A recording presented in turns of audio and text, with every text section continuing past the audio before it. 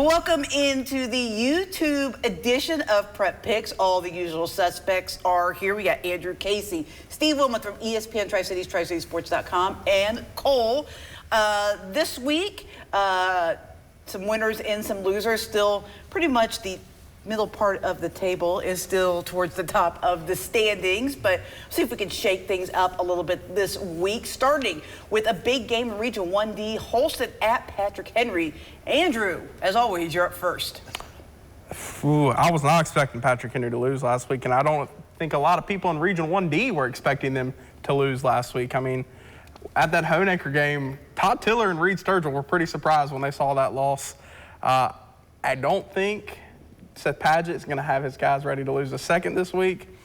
This is a team I've seen both play. Holston's a really good team. They got Noah Tweed at quarterback and got some good skill players, but I think Patrick Henry, just that line is just too big for them to overcome. I mean, just a lot bigger than Holston. So give me the Rebels, and I don't think they might try to put some points on them Friday night, so maybe by 2 scores. Casey. Yeah, some head-scratching losses for Patrick Henry this year, losing to Rural Retreat and losing to Grundy. The power points came out for the first time in Virginia. I believe these two teams are 5 and 6 right now, so they would both be on the road if the playoffs started this week.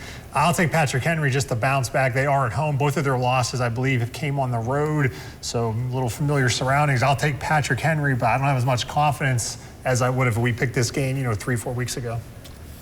I successfully navigated 2 years of calculus at the University of Tennessee, okay? Moderately successful, I'll admit. But nonetheless, this PowerPoint thing in Virginia, I can't yet figure out after all these years. But what I do know is both of these two teams need a win here at 0-1 coming into the district. So for Patrick Henry and for Holston, I'm going to look at my John Battle Trojans, who are the reasons I'm not quite as high up in the standings as I should be. You guys have let me down, but I'm going to look at that common opponent, and it's for Patrick Henry a 30-point win. For Holston, it's a 1-point overtime win. That's why I've got to take Patrick Henry, and maybe John Battle can kind of give me a win on the back door side. Cool. And that's exactly what I was looking at when I was looking at these games and the common opponents, the margin of victory between these two against John Battle. But you can't put, I'm not going to put too much into that. I think Patrick Henry right now, they're so reliant on that run game and Cameron Goodspeed. And yes, that offensive line is huge. They might have an advantage against Holston, but Holston in their 3 wins have given up 12 points or less. They have a defense that has a chance to get in there and stop it. I'm going to go out on a limb here. I'm going to take Holston to win on the road. And Patrick Henry, they have some questions with those 2 losses, as Casey mentioned. They're pretty suspect losses. So I don't know if that's something they can come back from. They might just not be as good as we think they are. Cole kind of touched on it, but Patrick Henry is so one-dimensional, right? They can just run the football. Now, that one dimension is very good. They are probably one of the best running teams in the area, and I think that'll be just enough this week, but if they really want to make a serious run in the playoffs, they're going to have to find some other ways to get things done, even if it's just short passes or something to keep the defenses honest. All right. My favorite game of the week, big game at the top of the Mountain 7, Ridgeview at Union. Casey, I feel like you're the mayor of both these schools, so I'm going to let you go first. I don't know about that. But, yeah, this is a good game this week. Certainly, you would have to think the winner of this game will at least probably get the tiebreaker for the Mountain 7. Union, I think, has a little bit easier remaining schedule in the Mountain 7 than Ridgeview does, but I mean, I saw both of these teams play the full game this year. I'm going to take Union. They've been battle-tested much greater. I mean, Ridgeview, I think the best team they've played this year, Virginia High or Lehigh, which both have losing records. So I think Union playing Graham, playing Science Hill, Gate City, 3 weeks in a row. They didn't have a letdown last week against Twin Springs. I think Union gets this win, and I think their both quarterbacks are special players, but I think Rayshawn Anderson makes a couple of key plays, and the Union defense puts a stamp on this one. Steve? Yeah, you look at these two teams, very similar. You mentioned the quarterback play. Both those guys, Ronald Quinn for Ridgeview, accounted for 3 touchdowns last week in their wins. I think Union's average margin of victory is like 35-4, Ridgeview 40-5. But as Casey mentioned, that strength of schedule. Ridgeview's opponents just 5-26. Meanwhile, Union 17-17, including Science Hill, including Graham. I looked at a couple of common opponents. They're kind of the same. So I'm going to stick with that strength of schedule difference and give the edge to my Union Bears. And if I didn't pick Union, me as Vice Mayor of Big Stone Gap would be impeached. In case he'd be running the show by himself. Cool. Yeah, no question. This is going to be an electric atmosphere. The defending region champs coming in unbeaten, but the way this Union team has been playing the last several weeks, and Rayshawn Anderson, what he's been able to do on with his feet at that quarterback position has been incredible. So it's, can the Wolfpack slow him down, limit his ability to be a dual threat quarterback? If they can't, I don't see how Union doesn't win this game. I'm going to go with the home team here and pick the Bears. Andrew. I was at this game last year, and I mean, we can all agree Union was not the best Union team last year. Even when Ridgeview had all their firepower, they still barely beat Union last year. Union has got more skilled players than I think than skill this year than Ridgeview. Ridgeview may still be undefeated, but strength of schedule right now, I mean, Union, that big win, they broke that 33-game winning streak of Graham. So there's no question Friday night. Bears and Bears big at Bullet Park. You mentioned it. I said it last week. I'm going to say it again. You beat Graham. I'm picking you every week until somebody beats you. So I'm going with Union as well. All right, a big game, another one in Region 1D. Rye Cove at a resurgent Eastside team. Steve, we're going to start with you this time. I mean, Heather, if you don't know, really thinks this is a big game, okay? It was on our schedule twice this week. That's how big this game is. Eastside, you know, turning things around, 3 wins on the year. I don't know that many people expected the Spartans to be at 3 wins at this point. Really ran the football well against J.I. Burton last week. Can they continue running the football and keep the ball away from this Rye Cove offense? But the Rye Cove defense has been very good as well. Very few points allowed. The offense only scored 31 last week against a Class 2A team in Lehigh. So to me, this says Rye Cove, and Rye Cove pretty significantly. Cole. Yeah, I think we questioned Rye Cove a little bit last week. Some of us may have thought that Lehigh had a chance to beat them, and that was kind of a... I'll take it. It was me. It was some of us. It was me. I was kind of 50-50 on that game for a bit. I think that it showed us that this team is for real, and if you look at 1D right now, in my eyes, it's Honeacre, Rye Cove, and then everybody else, and a pretty big gap in between the two. So I don't see how Rye Cove drops one here. I saw Eastside play one time. I was at Chilhowie. They impressed me for 1 quarter. They went up 14-0 quick and then let it all get away from them. I don't think they're built for a 4-quarter kind of team, and you have to be against this Rye Cove team that can put up a lot of points. I'll go with Rye Cove. Andrew. I know Casey mentioned the power standings a little while ago. I mean, talked about who 5 and 6 were, but 1 and 2 are at 1, Honeacre. By the way, thanks for the helmet, Coach Tiller. And 2, Rye Cove. And I mean, Landon Lane, that quarterback for the Eagles this year, his offensive line has really opened the lanes. I mean, he has ran, he has passed, he's done it all this year for them. And I mean, I think he could end up having another big performance Friday night. So give me Rye Cove. Eastside is number 8. This could be potentially first-round matchup in the playoffs. Could be the first of 2 innings this year. Rye Cove, you know, this game is on the road. They maybe have a little letdown after that emotional win over Lehigh, but I still think Rye Cove gets the win. I got to give a shout out to Eastside. I mean, that's a program that was down so much last year after really being one of the big boys in Region 1D for a long time. I know it had to be tough. They've got things turned around, but Rye Cove, as Cole said, and Honeacre are really the Class of 1D, so I'm going to make it a clean sweep for the Eagles. All right, switching over to the Tennessee side of the state line, our Friday Night Rivals game of the week. David Crockett at Tennessee High, starting with Cole. Yes, this David Crockett team, I just think it has too many missing pieces. Saw them play at Westridge a couple weeks ago. You know, they're a battle-tested team. They fight, but they just have a lot of missing pieces. And this Tennessee High team, they've had a pretty tough schedule, and I think we saw them come out last week playing both sides of the ball the way they beat up on Gate City. I think this is a good football team. I'll take them at home. Andrew. Tennessee High, I mean, 2 teams that, I mean, really need this win Friday night. This is, right now, I mean, 1 and 2 are kind of set right now in that region, and to get in the playoffs, you need some wins late in the season, and right now, Tennessee High, I think, needs that win the most. They're playing the best football right now, so give me the Vikings. Casey. If David Crockett wins this game, they're going to be in the playoffs because they've already beaten Clark County. They would have beaten Tennessee High. So if David Crockett, I mean, this is the game for them. They get this one because they have both of the 2 teams that are unbeaten in the region still to come in Moe, West, and Sevier County. Meanwhile, your Tennessee High, they haven't won a game yet, but they played those 2 undefeated teams so far, so their schedule a little bit easier.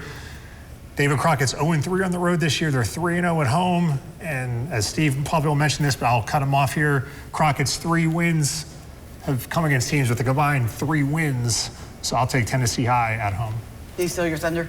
No, I mean, I'm still trying to cheat off his paper on those Virginia point standings. I've done that in my calculus class, but I can look at region standings and figure out who's got to do what to get in the playoffs, and Tennessee High's got to win this game to get in the playoffs. It's going to be a very difficult path, one that would include a couple of Cobb County upsets down the road, even to get them in the picture, I believe. So it's a huge game for Tennessee High, which the last 2 weeks, the Vikings have run for nearly 550 yards in wins over Gate City and Abingdon. Crockett gave up 254 yards to winless Volunteer. I think the Viking ground game is going to be too much for that Pioneer defense. I'll take Tennessee High. I'm going to give a quick shout out to Crockett. I'm really impressed with the way they've held things together, gotten creative with a lot of missing pieces on that team, and continue to fight in the standings. But I don't think they have enough to slow down Tennessee High, and especially that running game. So we've only disagreed on one so far, right? That was Cole out on a limb on Holston. But I'm making a clean sweep here. All right, a resurgent Cherokee High team. Cherokee has won 2 in a row against Sullivan East, that has lost 2 straight, although their losses were to Greenville and Elizabethton, which a lot of people lose to, so nothing to hang your head at for sure. Andrew, who do you like in this game? I know Steve mentioned this a couple weeks back. This is a Sullivan East team that had nothing to lose the past 2 weeks, and they're probably pretty angry right now because, I mean, Elizabethton and Greenville did not make the last 2 weeks easy for them. Now is your chance to take out that anger on a team that you all can definitely beat. And I think East, I mean, Drake Fisher has really struggled the past 2 weeks. I don't think he struggles this week. I think he goes, these are probably the 2 best passers in the area too. Landon Jeffers over at Cherokee. I mean, this is going to be, I think, could be a high-scoring game between the both of them. But I think Sullivan East definitely scores more points Friday night, so give me the Patriots. Casey? You said Sullivan East had nothing to lose the last 2 weeks. They have everything to lose in this one, because if they lose to Cherokee, they likely probably might not make the playoffs if they lose Comes to down Cherokee. to them in Northview, yeah. And they still have to play Northview, but, you know, then Cherokee would have the tiebreaker. So, I mean, this is really, you know, they did the early part. They beat Granger, beat Volunteer, but they got to get one more between Northview or Cherokee to get in the playoffs. This one is at home. I think Sullivan East, Andrew said, it takes out a little frustration, but you know, this is the game. They've been no serious. They want to get in the playoffs. This is the one they got to win. I think they get it done. Yeah, Cherokee has won the last 2 weeks. The opponents they beat haven't beaten anybody above a Class 3A team. In fact, only 2 wins between the two. But give credit to Cherokee. That offense, Andrew mentioned Landon Jeffers, running back Elijah Sexton, had a big game a couple of weeks ago. They've scored 70 points the last couple of weeks. That might not be enough against this Sullivan East team. You're talking about Sullivan East. What might happen to the Patriots if they don't win? Excuse me. If they do win, the Patriots set up a game against Northview Academy that's probably for the 3 seed out of Region 1-4. There's just too much for Sullivan East to play for here to continue thinking about the last 2 weeks. Drake Fisher and that offense get back on track this week and they win. Cool. Yeah, this is a team that's still good enough. They're still a playoff caliber team. Like Andrew said, Casey, we all know they're still in there for the playoffs. They had to play the 2 best teams that are always at the top. I think we were shown that Sullivan East still isn't quite at their level. But that's okay. They can still win this game and get there. I think it's good that they have Cherokee coming to town. They can get right, and they're going to win this one. I love what Cherokee's done the last couple of weeks. Big shout out to them because it's been a much improved season for them over at Cherokee, but I'm going to make it a clean sweep for East. All right, now, time to pick some games that we did not pick on the TV show, starting with a game that probably at the beginning of the year, not a lot of people thought was going to be a big game, but Johnson County is having an outstanding season. They're playing at Chuckey-Doak. Big game. We're at Casey now. Yeah, this is a big game. Region 1-3A, you would think Gatlinburg-Pittman probably inside track to winning it. So the winner of this game stays in the hunt for a home playoff game. Obviously, you want to avoid that 4th position so you don't have to play Alcoa in the first round of the playoffs. I think Chuckey-Doak, I'm going to take the Black Knights to get this win. If this game was in Mountain City, I might pick differently, but I'm going to take Chuckey-Doak to stay in the hunt for a home playoff game. Got 2 really good quarterbacks, Nick Palazzo for Chuckey-Doak, Connor Simcox for Johnson County. I just think Palazzo has a little bit more help. Brayson Mervin, that outstanding running back. What about Brock Rush, what he did last week against Claiborne? A little bit of everything for the Black Knights playing at home. I think it's going to be a great game. Part of me says it's going to be an offensive shootout. Then the other part of me says, well, there's some defense going to be played in this game as well. But I'm going to stick with Chuckey-Doak. It's going to be a great game. I think it's going to be really close, though. Yeah, I'm thinking it might be a low-scoring game. I mean, Chuckey-Doak's been put in a couple of low-scoring games in each of their last 3 wins, but they've hung in there. They're a tough team. They play defense. So does Johnson County, though. So this could be one of those, you know, whoever comes to play on the defensive side of the ball might come out on top here. I really like Chuckey-Doak. They're looking really good outside that one blip on their radars, that loss to South Greene, but that's a weird week. They had to play a Saturday morning and a game at home that kind of got swept from under their feet on a Friday night. So I like the Black Knights here. I think it's going to be a close, low-scoring game. I'm going with the Black Knights, though. I don't know what y'all are talking about. I mean, I'm going there Friday night. This is going to be two quarterbacks that air it out Friday night. I've seen both. I haven't seen Johnson County play, but I've seen Chuckey-Doak play. And, I mean, Palazzo can throw the ball. I don't think the defense for Chuckey-Doak has been playing the best as of lately. And I've talked to a lot of coaches in Northeast Tennessee right now, and everybody says the team they're most impressed by right now is Johnson County. They said Johnson County's playing the best football. I talked to Coach Lunsford at Hampton. He said, that's a team that was a couple plays away from beating us. I mean, this is a good team, and when you're a team that almost beats Hampton, I know, like, you're a school that's bigger than them, but Hampton's not had any problems the past few years against 3A schools from here. So I like Johnson County on the road Friday night, and they've also got a good running back too. I mean, I think earlier this year he ran for 280 in one game and 5 touchdowns. So give me Johnson County Friday night. So this is the first test Chuckey-Doak's had probably since that South Greene loss. So it'll be interesting to see what Chuckey-Doak really has when they're playing somebody that can really push them. I like this game to be close. I think we all agree this is probably going to be a good game. I'm not ready to go on the limb that Andrew's on quite yet, so I'm going to stick on the Chuckey-Doak side. But I'm really impressed with what's going on in Mountain City right now because that Johnson County team has really got things going. All right. You've mentioned Hampton, so let's talk about Hampton. They are playing West Greene, playing up, but as Andrew mentioned, Hampton's not really like a smaller school in most situations. Well, I think this is region. Yeah, region, one, yeah. two, West Greene dropped, yeah. Oh, West Greene dropped this year. You're right. You're right. Yeah. And Hampton can probably set up the region championship game against South Greene with the win here over West Greene. And last week, Dominic Burleson had himself a season, didn't he? 354 yards on the ground. School record. And school record for Hampton, so congrats to him. But this Hampton team just too strong. They're going to grind it out. They're going to run the football, and they're going to win big and set up that region championship game here in a few weeks. Oh. Yeah, so West Greene hasn't shown a lot outside their first 2 weeks. It's a team that doesn't score a lot of points, and they're going to have to against Hampton. Hampton's put up 50-plus in the last 3 weeks, so really liking the track that Hampton's on offensively. I think they handle this one. Yeah, Hampton, I mean, Steve gave it away. I mean, a kid that puts a school record, 354 yards. If you watch this before the 6 o'clock news, you get the insider scoop. Don Burleson was the player of the week. Don Burleson is going to have another good game Friday night, but this Hampton team, they've got more than just, and they got plenty of weapons with Dylan Trivet at quarterback. And, I mean, their O-line right now, I know we've talked about big O-lines. I mean, seeing them in person, they got a 6'5" freshman on the line. You can't teach height in this classification. And they've also got Burleson's little brother. He ain't little. He's 6'4" on the D-line, too. So they are getting height, and I think this is going to be a primer win. They get the win Friday night, and this will really set up that region championship game-esque against South Greene. I just take a note. You can't teach height. Okay, I got that. Hampton big. At the beginning of the year, Hampton really kind of struggled to find its identity after losing a lot of the pieces from those deep playoff runs that they had the last couple of years. But they found it in that running game and behind the height that you can't teach line. I'm going to make it a clean sweep for Hampton. All right, one final game in Virginia. Kind of a surprising Marion team against, surprising maybe in a different way, Abingdon team. We're Steve Cole. Yeah, this could be a surprisingly good football game. I think, like you said, surprisingly pleasant surprise that Marion, the way they've turned around after a one-win season, they've looked really good this year. I mean, they played Gate City well on the road. They've won a couple of big games. I think they go in there and they have a pretty good showing. Abingdon, those first 2 weeks, we weren't really sure this team is, and I still don't think we do because they bounced back. They've won 3 games.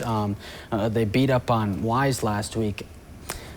This is one of those, I don't know. I think Marion makes it a game, but I'm going to go with Abingdon. They're going to win their 4th, I think. We'll go to the Falcons at home.